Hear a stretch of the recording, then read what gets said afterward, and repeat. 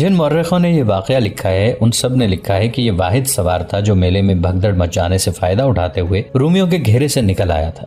ابھی گھیرا مکمل نہیں ہوا تھا۔ اس مجاہد نے اندازہ کر لیا کہ اس کے ساتھیوں کا انجام کیا ہوگا۔ اس نے انتہائی تیز رفتاری سے گھوڑا دوڑایا اور دمشق پہنچا تھا۔ اس نے بڑی تیزی سے بولتے ہوئے تفصیل سے بتایا کہ ابو القدس کے میلے میں کیا ہوا ہے اور کیا ہو رہا ہے۔ ابو عبیدہ رضی اللہ عنہ کا رنگ زرد ہو گیا۔ انہوں نے خالد رضی اللہ عنہ کی طرف دیکھا۔ خالد رضی اللہ عنہ کے چہرے پر پریشانی کا گہرا تاثر تھا۔ ابو عبیدہ رضی اللہ عنہ نے خالد رضی اللہ عنہ سے التجا کے لہجے میں کہا، اللہ کے نام پر ابو سلیمان، تیرے سوا انہیں گھیرے سے کوئی نہیں نکال سکتا۔ جاؤ، فوراً جاؤ، اللہ کی مدد سے میں ہی انہیں گھیرے سے نکالوں گا۔ خالد رضی اللہ عنہ نے جوش سے اٹھتے ہوئے کہا، میں تیرے حکم کے انتظار میں تھا امین الامت، مجھے معاف کر دینا ابو سلیمان۔ ابو عبیدہ رضی اللہ عنہ نے کہا، میں نے تیری نیت پر شک کیا تھا اس لیے حکم نہ دیا۔ میرا خیال تھا کہ معزولی نے تجھ پر بہت برا اثر کیا ہے۔ خدا کی قسم مجھ پر ایک بچے کو سالار اعلیٰ مقرر کر دیا جائے تو میں اس کا بھی مطیع رہوں گا۔ خالد رضی اللہ عنہ نے کہا، مجھے تو رسول اللہ صلی اللہ علیہ وآلہ وسلم کے امین الامت نے کہا ہے، کیا میں ایسے گناہ کی جرت کر سکتا ہوں کہ تیرا حکم نہ مانوں؟ میں تو تیرے قدموں کی خاک کی برابری بھی نہیں کر سکتا۔ اور بتا دے سب کو کہ ابو سلیمان ابن الولید نے اپنی زندگی اسلام کے لیے وقف کر دی ہے۔ مورخ واقدی اور طبری لکھتے ہیں کہ ابو عبیدہ رضی اللہ عنہ کی آنکھوں میں آنسو آ گئے اور کچھ دیر ابن الولید رضی اللہ عنہ کو دیکھتے رہے۔ تجھ پر اللہ کی رحمت ہو، ابو عبیدہ رضی اللہ عنہ نے کہا۔ جا ابو سلیمان، اپنے بھائیوں کی جانیں بچا۔ تاریخوں میں ایسی تفصیلات نہیں ملتی کہ خالد رضی اللہ عنہ اپنے ساتھ کتنے سو یا کتنے ہزار سوار لے کر گئے تھے۔ باقی حالات مختلف تاریخوں میں بیان کیے گئے ہیں۔ خالد رضی اللہ عنہ نے برہنہ مجاہد زرار بن الازور کو ساتھ لے لیا تھا اور ان دونوں کے پیچھے مسلمان رسالہ سرپٹ گھوڑے دوڑاتا جا رہا تھا۔ خالد رضی اللہ عنہ اور زرار رضی اللہ عنہ تو گرے ہوئے مجاہدین کی مدد کو چلے گئے، پیچھے ابو عبیدہ رضی اللہ عنہ کی حالت بگڑ گئی۔ اللہ اللہ اللہ، وہ دعا کے لیے ہاتھ اٹھا کر گڑ گڑانے لگے۔ خلیفۃ المسلمین عمر نے مجھے لکھا تھا کہ مال غنیمت کے لالچ میں مجاہدین کو ایسی مشکل میں نہ ڈالنا کہ ان کی جانیں ضائع ہو جائیں۔ عمر نے لکھا تھا کہ فیصلہ کرنے سے پہلے دیکھ بھال کر لینا۔ مجھے معاف کر دینا اللہ، یہ مجھ سے کیا فیصلہ ہوا ہے۔ میں نے ایک عیسائی کی بات کو سچ مانا اور میں نے ایک کم سن لڑکے کو 500 سواروں کی کمان دے دی اور اسے اتنا بھی نہ کہا کہ وہ اپنے دستے کو دور روک کر ہدف کی دیکھ بھال ضرور کر لے۔ ابو عبیدہ رضی اللہ عنہ کے رفیق سالار انہیں تسلیاں دیتے رہے، لیکن ابو عبیدہ رضی اللہ عنہ جو 500 قیمتی سواروں کو اپنی لغزش کی بھٹی میں جھونک دیا تھا اس پر مطمئن نہیں تھے۔ خالد اور زرار رضی اللہ عنہم اپنے سواروں کے ساتھ انتہائی رفتار سے ابو القدس پہنچ گئے۔ وہاں مجاہدین کی حالت بہت بری تھی۔ خالد رضی اللہ عنہ کے حکم سے ان کے سواروں نے تکبیر کے نعرے لگانے شروع کر دیے۔ ان نعروں سے ان کا مقصد یہ تھا کہ گھیرے میں آئے ہوئے مسلمان سواروں کی حوصلہ افزائی ہو اور رومیوں پر دہشت طاری ہو۔ اس کے بعد خالد رضی اللہ عنہ نے اپنا نعرہ بلند کیا، انا فارس الضدید، انا خالد بن ولید۔ رومیوں نے پہلے مارکوں میں یہ نعرہ سنا تھا۔ اس نعرے کے ساتھ ہی مسلمانوں نے انہیں جس حالت میں کاٹا اور بگایا تھا اسے تو وہ باقی عمر نہیں بھول سکتے تھے۔ رومی سوار اپنے نرغے میں لیے ہوئے مسلمانوں کو تو بھول ہی گئے۔ خالد رضی اللہ عنہ نے اپنے سواروں کو پھیلا کر برق رفتار حملہ کرایا تاکہ رومیوں کو آمنے سامنے کی لڑائی کی ترتیب میں آنے کی مہلت ہی نہ ملے۔ خالد رضی اللہ عنہ کو اپنی ایک کمزوری کا احساس تھا۔ وہ دمشق سے گھوڑوں کو دوڑاتے ہوئے ابو القدس تک پہنچے تھے۔ گھوڑے تھک گئے تھے، ان کے جسموں سے پسینہ ٹپک رہا تھا۔ خالد رضی اللہ عنہ کی کوشش یہ تھی کہ رومیوں کو جلدی بگایا جائے ورنہ گھوڑے جواب دے جائیں گے۔ زرار رضی اللہ عنہ بن الازور نے اپنا وہی کمال دکھایا جس پر وہ رومیوں میں مشہور ہو گئے تھے۔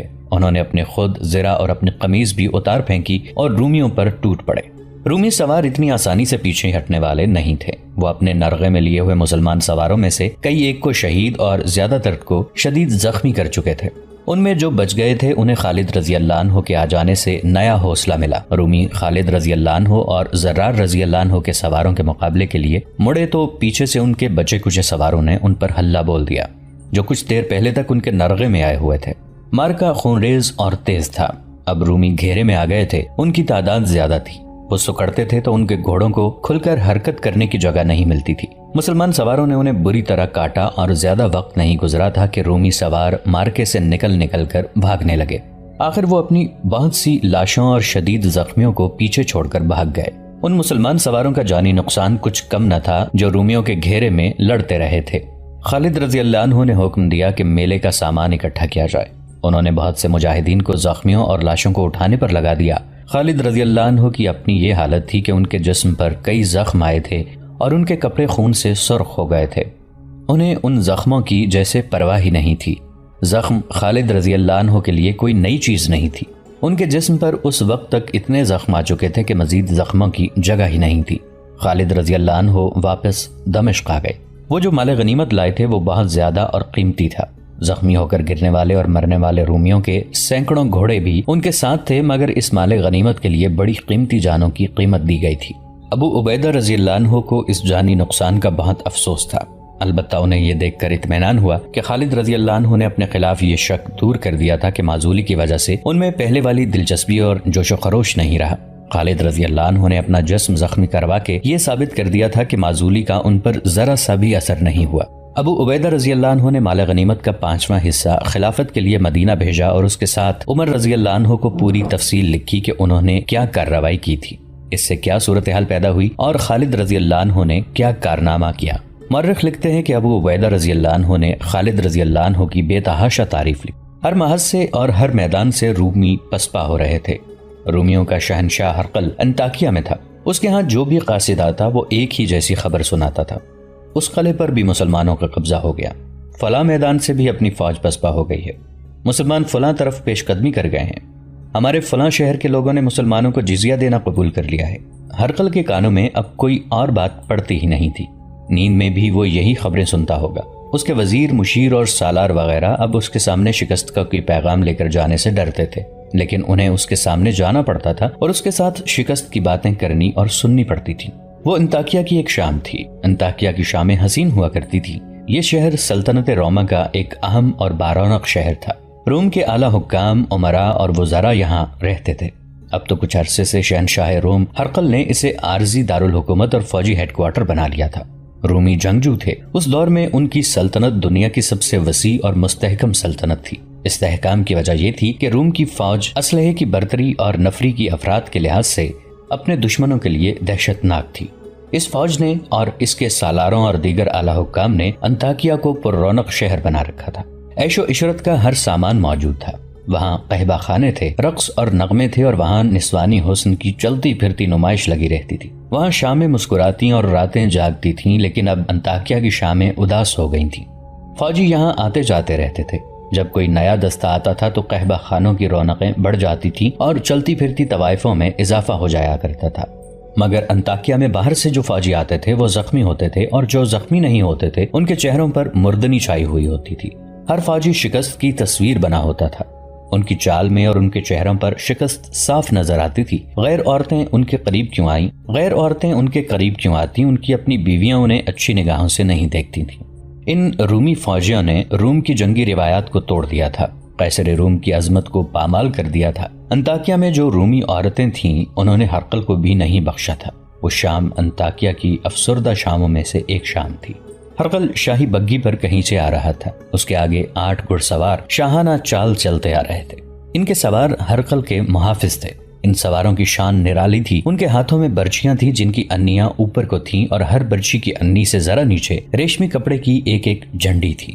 بگھی کے پیچھے بھی 8-10 گھوڑ سوار تھے۔ ایک شور اٹھا، شہنشاہ کی سواری آ رہی ہے۔ لوگ اپنے شہنشاہ کو دیکھنے کے لیے راستے کے دونوں طرف کھڑے ہو گئے۔ ان میں عورتیں بھی تھیں۔ عورتیں عموماً اپنے دروازوں کے سامنے یا منڈیروں پر کھڑی ہو کر اپنے شہنشاہ کو گزرتا دیکھتی تھیں، لیکن اس شام چند ایک عورتیں ہرقل کے راستے میں آ گئیں۔ اگلے 2 سوار محافظوں نے گھوڑا دوڑاتے اور عورتوں کو راستے سے ہٹانے لگے، لیکن عورتیں غل مچانے لگیں کہ وہ اپنے شہنشاہ سے ملنا چاہتی ہیں۔ 2 اور سوار آگے بڑھے کیونکہ عورتیں پیچھے نہیں ہٹ رہی تھیں۔ ہرقل کی بگھی ان تک پہنچ گئی۔ وہ عورتوں کو دیکھ رہا تھا۔ اس نے بگھی رکوا لی اور اتر آیا۔ چھوڑ دو انہیں، ہرقل نے گرج جیسی آواز میں کہا۔ انہیں مجھ تک آنے دو۔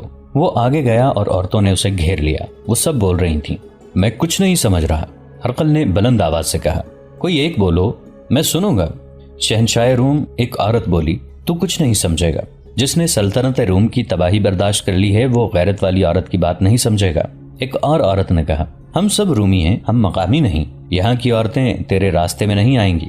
رومی چلے جائیں، عرب کے مسلمان آ جائیں، انہیں کیا؟ بے عزتی تو ہماری ہو رہی ہے، بے عزتی روم کی ہو رہی ہے۔ اب آگے بولو، ہرقل نے کہا۔ جو کہنا ہے وہ کہو۔ کیا تو نے فیصلہ کر لیا ہے کہ تو نے ہمیں مسلمانوں کے حوالے کرنا ہے؟ ایک عورت نے کہا۔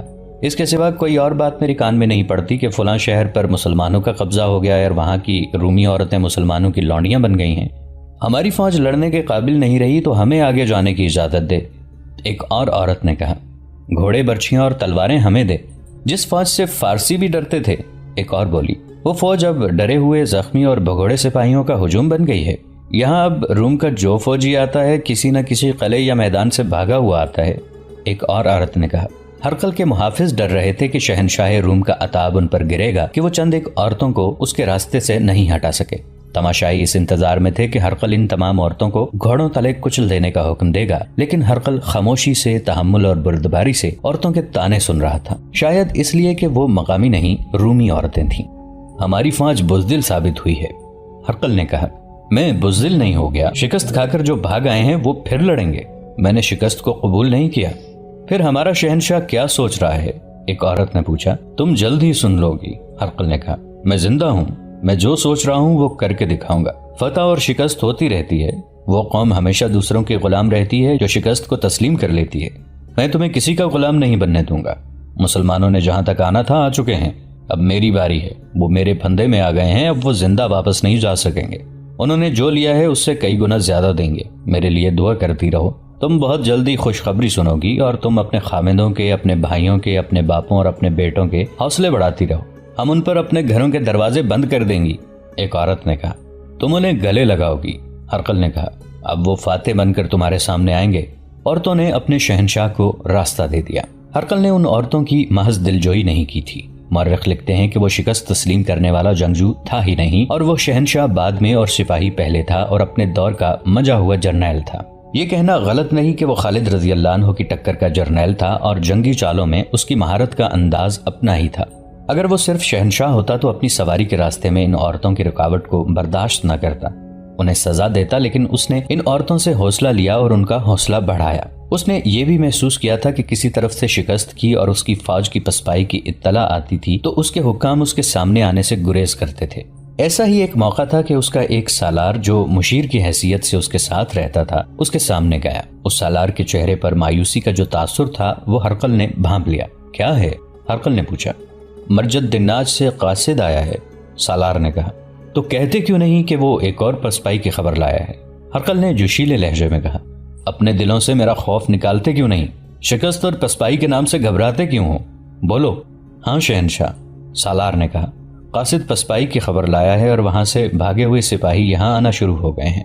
آنے دو انہیں، ہرقل نے ایسے لہجے میں کہا جس میں غصہ نہیں تھا اور اس کے لہجے میں شاہانہ جلال بھی نہیں تھا۔ ان کا حوصلہ بڑھاؤ، کوئی انہیں شکست اور پسپائی کا تانا نہ دے، یہی سپاہی شکست کو فتح میں بدلیں گے۔ سپاہیوں کا حوصلہ تو بحال ہو جائے گا، سالار نے کہا، لیکن لوگوں کا حوصلہ ٹوٹتا جا رہا ہے۔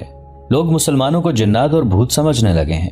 ایسی افواہیں پھیل رہی ہیں جو لوگوں کو بزدل بنا رہی ہیں۔ جانتے ہو یہ افواہیں کون پھیلا رہا ہے؟ ہرقل نے کہا۔ ہمارے اپنے سالار، کماندار اور سپاہی، یہ ظاہر کرنے کے لیے کہ وہ تو بے جگری سے لڑتے رہے تھے لیکن ان کا مقابلہ جنات سے ہو گیا، شہنشاہ روم، سالار نے کہا۔ مسلمانوں کی کامیابی کی ایک وجہ اور بھی ہے۔ ہمارے جس شہر کے لوگ ان سے صلح کا معاہدہ کر لیتے اور جزیہ ادا کرتے ہیں، ان کے ساتھ مسلمان بہت اچھا سلوک کرتے ہیں۔ ان کی عورتوں اور ان کی جوان لڑکیوں کی طرف آنکھ اٹھا کر بھی نہیں دیکھتے، ان کے جان و مال کی حفاظت کرتے ہیں، ان کے مذہب کا بھی احترام کرتے ہیں۔ یہ خبریں سارے علاقے میں پھیل جاتی ہیں۔ اس کا اثر یہ ہوتا ہے کہ دوسری جگہوں کے لوگ بھی فوج کا ساتھ چھوڑ دیتے ہیں اور اسے صلح پر مجبور کر دیتے ہیں۔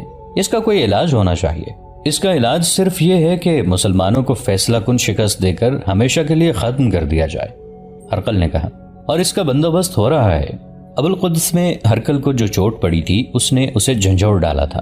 اسے اس معرکے کی تفصیلی اطلاع ملی تھی۔ ابو عبیدہ رضی اللہ عنہ ایک غلطی کر بیٹھے تھے۔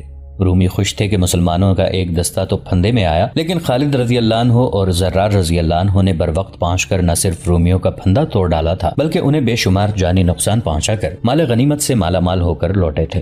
ہرقل کو مسلمانوں کی برق رفتاری نے پریشان کر دیا تھا۔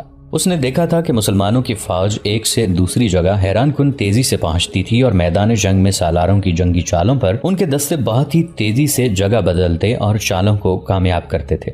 اس کے بعد ہرقل نے جیسے راتوں کو سونا بھی چھوڑ دیا تھا۔ اس نے اسی روز اپنی سلطنت کے دور دراز گوشوں تک قاصد دوڑا دیے تھے۔ اس نے حکم یہ بھیجا تھا کہ زیادہ سے زیادہ فوجی دستے انطاکیہ بھیج دیے جائیں۔ وہ سلطنت کی تمام تر فوج تو اکٹھی نہیں کر سکتا تھا، ہر جگہ فوج کی ضرورت تھی۔ اس نے اتنے دستے مانگے تھے جن کے آ جانے سے کسی بھی جگہ کا دفاع کمزور نہیں ہوتا تھا۔